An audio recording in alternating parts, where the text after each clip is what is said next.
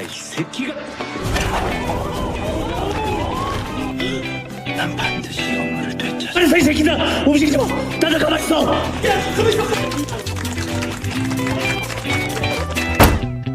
Setelah Vincenzo berhasil mengusir para preman, alih-alih mendapat pujian dari para penghuni, Vincenzo justru malah dicurigai dan dituduh bersekongkol dengan para preman. Namun di kemudian hari, Vincenzo tetap berusaha meyakinkan Pak Hong bahwa apa yang dia lakukan memanglah untuk merebut kembali Plaza Gemga dari Babel, bukan ingin menipu atau sejenisnya. Mendengar itu, Pak Hong dengan penuh pertimbangan pun akhirnya mengizinkan Vincenzo untuk membantunya melawan Babel Group. Setelah diperbolehkan membantu, Vincenzo lekas meminta semua berkas mengenai Babel Group untuk menyelidiki semua tindak kejahatan Babel Group selama ini. Beberapa jam berlalu, Vincenzo berhasil menemukan fakta bahwa Babel adalah perusahaan biadab yang tak jauh beda dengan kartel dan mafia.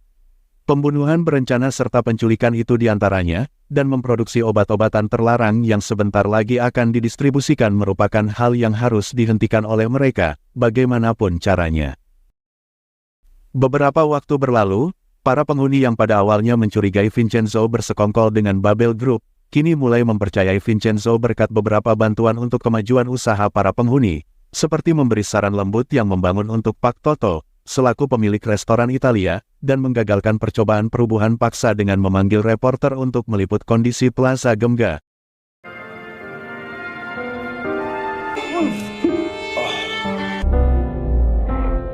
아기가 토한 이유시게.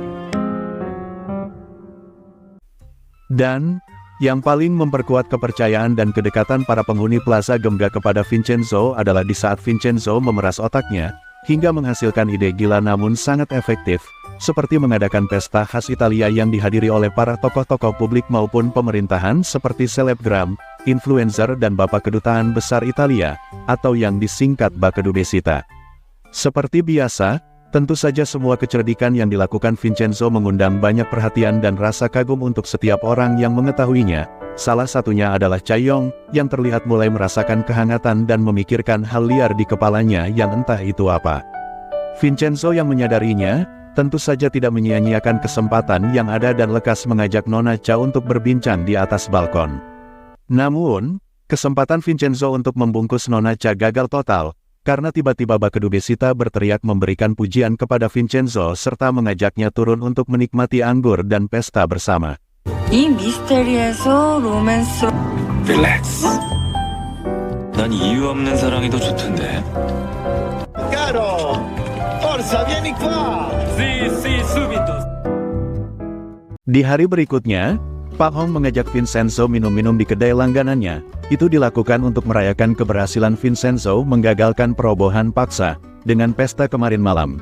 Tentu saja, kehangatan malam itu membuat keduanya semakin akrab. Bahkan, sampai ke titik di mana hubungan mereka terlihat seperti seorang ayah dan anak. Akan tetapi kehangatan itu tidak berlangsung lama. Karena, tiba-tiba inilah yang terjadi. Dalam sekejap, kehangatan berubah menjadi kehancuran dan keputusasaan. Peristiwa tragis itu merenggut nyawa Pak Hong, sementara Vincenzo mengalami koma karena luka benturan di kepalanya.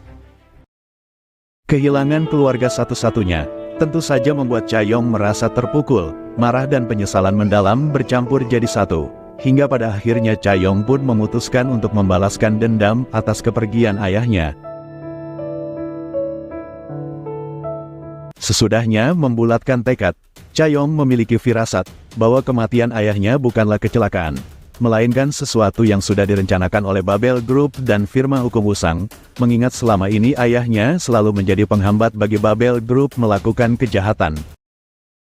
Tak hanya kepedihan, Chaeyong pun harus merasakan ketakutan karena hampir ditinggalkan oleh pria yang baru-baru ini dia kagumi. Selama 10 hari, Chaeyong terus menjenguk Vincenzo di rumah sakit dan selalu bercerita tentang penyesalan yang dia alami kepada Vincenzo, yang kala itu belum tersadar dari komanya. Namun tepat 10 hari, di saat Chaeyong sedang bercerita, tiba-tiba saja Vincenzo terbangun dari komanya.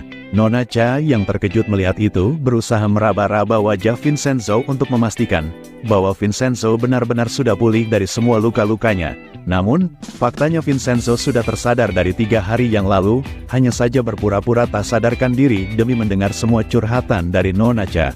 Hal itu dilakukan Vincenzo bukan karena alasan sepele seperti itu, melainkan untuk memastikan bahwa Cha Yong benar-benar menyesali semua perbuatannya, karena dengan begitu Vincenzo dapat menentukan langkah apa yang harus dia ambil selanjutnya. Pada hari yang sama, Vincenzo mengunjungi pemakaman tempat ayah Cha Yong diistirahatkan dan tentu saja Vincenzo pun ditemani oleh Nona Cha. Setelah memberi penghormatan, sebelum pulang Vincenzo memperingatkan Nona Cha untuk melupakan segalanya dan jangan pernah melakukan hal bodoh seperti membalas dendam atau meneruskan perjuangan ayahnya. Mendengar itu, Nona Cha tentu saja marah karena perkataan Vincenzo, terutama sikap dingin Vincenzo yang tampak biasa saja dengan kematian ayahnya. Jadi sebajingan itukah Vincenzo? Jawabannya tentu tidak, karena inilah yang sebenarnya terjadi dan ia rasakan. 휘말리기도 했지만 사회적 약자를 위한 법률 지원에 앞장섰던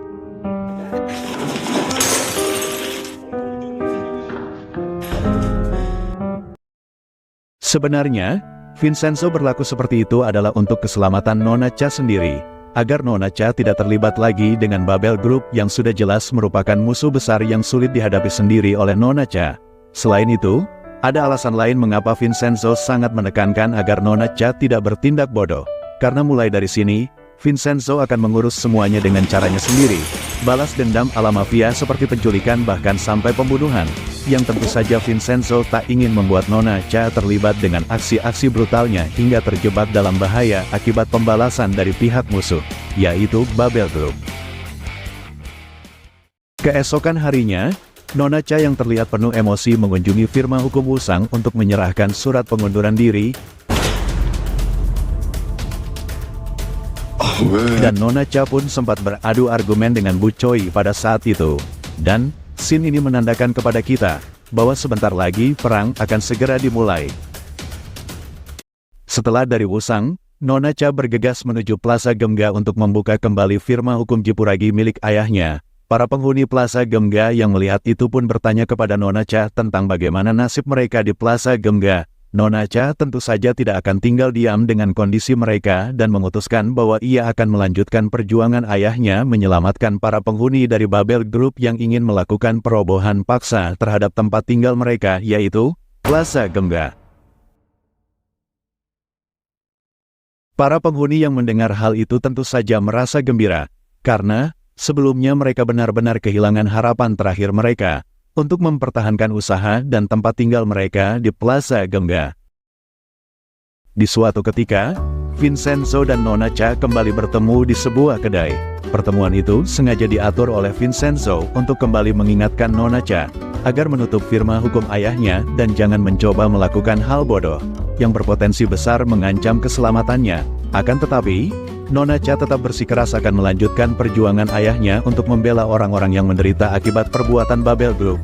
Dan tak hanya itu, Nona Cha bahkan berusaha membujuk Vincenzo agar memperbolehkannya ikut serta dalam aksi pembalasan dendam yang akan dilakukan Vincenzo, yang ternyata telah disadari oleh Nona Cha bahwa Vincenzo hanya tak ingin dirinya terluka.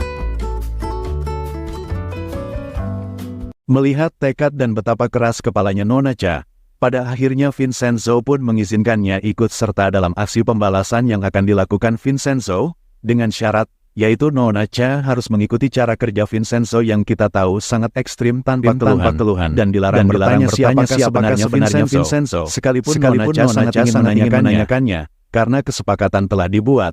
Akhirnya mereka berdua dan yang nantinya akan dibantu oleh Pak Nam, mulai melakukan penyelidikan. Kemudian, Vincenzo bergegas mendatangi TKP di mana insiden itu terjadi.